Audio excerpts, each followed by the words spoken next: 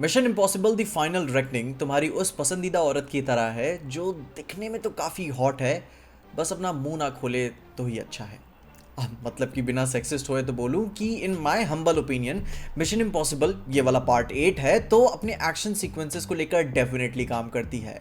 It is like edge of a seat experience, extreme edging वाले moments create करती रहती है।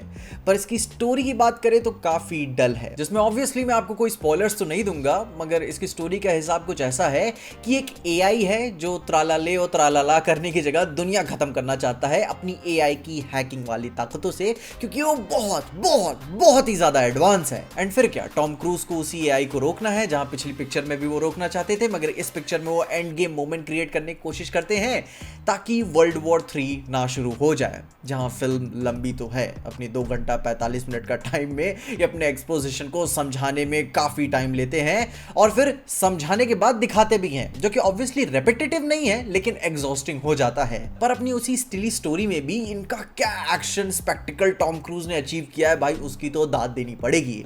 क्लाइमैक्स से ठीक पहले टॉम क्रूज का एक अंडर वाटर सबमरीन सीन है और वो धीरे धीरे इतना भयंकर लेवल पे एस्केलेट होता है कि वो अंडर वाटर बकरियां भी शुरू हो जाती है। आप लॉजिक थोड़ा सा ढूंढने लगते हो कि यार ये सेंस तो नहीं बना रहा है, क्योंकि वो पूरा एटमॉस्फेरिक प्रेशर, कपड़े उतार देना, कुछ लॉजिक काम नहीं करता है।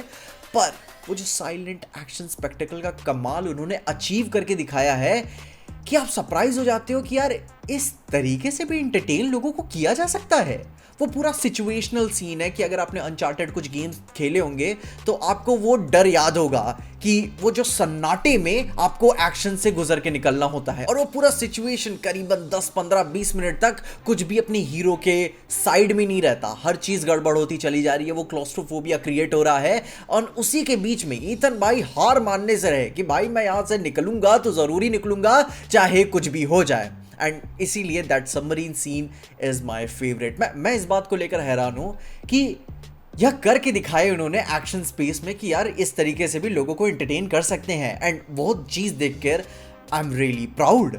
जिसमें अब परफॉर्मेंसेस की बात करें तो भाई बड़े अच्छे कैमियोज भी हमें साइड में देखने को मिले हैं, जैसे कि ट्रैमल टिलमैन, केती एम ओब्रायन, हैना वेडिंगहैम। लेकिन उसके अलावा भी मैं जिस एक्टर का इंतजार कर रहा था, यानी कि पॉम क्लेमेंटिव की बैडएसरी का इंतजार कर रहा था कि पिछले वाली मोमेंट में तो वो एकदम पागल औरत हो गई थी कि तू मरेगा, तो यहीं पे वो पागलपन का ग्लिम्स भी देखने को हमें नहीं मिला। काफ़ी फील हुआ कि यार अंडर यूज कर दिया गया, क्योंकि पोटेंशियल काफ़ी भयंकर था उनमें।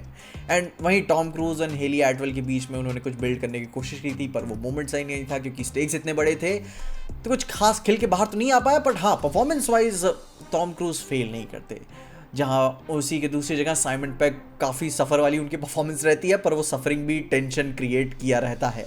जहाँ पिछले मूवीज़ के कंपैरिजन में कोई टाइमर इन्होंने नहीं दिया हुआ है कि रेस अगेंस्ट टाइम वाला मोमेंट है, मगर आपको स्क्रीन पे ऐसे डेडिकेटेड होकर टाइमर नहीं दिखाते कि 10 सेकंड बचे हैं, 5 सेकंड बचे हैं, ऐसा नहीं है। अपने टॉम क्रूज अलग लड़ रहे हैं, इनकी टीम अलग लड़ रही है, फिर उसके बाद से यूएस के प्रेसिडेंट का अपना अलग ही केओस मच रहा है, और उन्हीं सब के बीच में एकदम आखिर में जाकर जब भाई रबर बैंड एकदम आखिरी स्ट्रेच पे पहुंच जाता है बिना टूटे, वहां पे वो रिवील करते हैं कि हाँ भाई चीजें कर ली गई।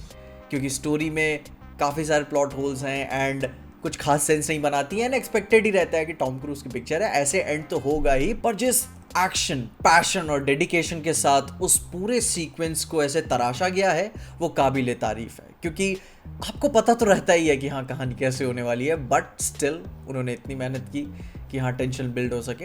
एडिटिंग मास्टर को भाई पहले मेरा एक सल्यूट, क्योंकि कमाल के एडिट किया गया है फिल्म को। एंड जहाँ इसकी डल स्टोरी की बात हम कर रहे हैं, तो हाल ही में कुछ टाइम पहले एक न्यूज़ आर्टिकल भी आया था कि मिशन इम्पॉसिबल की लास्ट 2 मूवीज़ में उनकी शूटिंग करने से पहले फिल्म की स्टोरी पता ही नहीं थी कि उन्हें क्या है। I mean, लिखी ही नहीं गई थी और फिल्म की शूटिंग शुरू हो चुकी थी। एंड इवन कि हमें यह भी सुनने में आ रहा था कि डेड रेकनिंग में जब हेली एटवेल अपने कैरेक्टर का एक्शन कर रही थी तो उन्हें अपने कैरेक्टर का नाम तक नहीं पता था। एंड यहाँ पे भी वो फील हो जाता है कि इतना अच्छा एक्शन इन्होंने क्रिएट किया गया है, मूवी फन भी है, पर कहानी के टाइम में एज ए बेसिक बिच क्यों हो जाते हैं।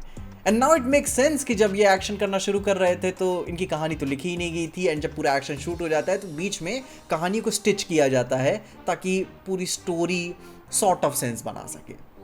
एंड वहीं पे ऑल इन ऑल मैं यही बात कहूँगा कि mission impossible the final reckoning का कहना ही यही है कि आप एक्शन देखो ना, स्टोरी होती रहेगी। फिल्म का जो अपना मेन सॉर्ट ऑफ विलन है गैब्रियल, उसका पे ऑफ अच्छा है, वो कूट पिटाई देखकर आपको अच्छा लगता है, पर वो story wise and performance wise भी काफी अनइंटरेस्टिंग विलन है।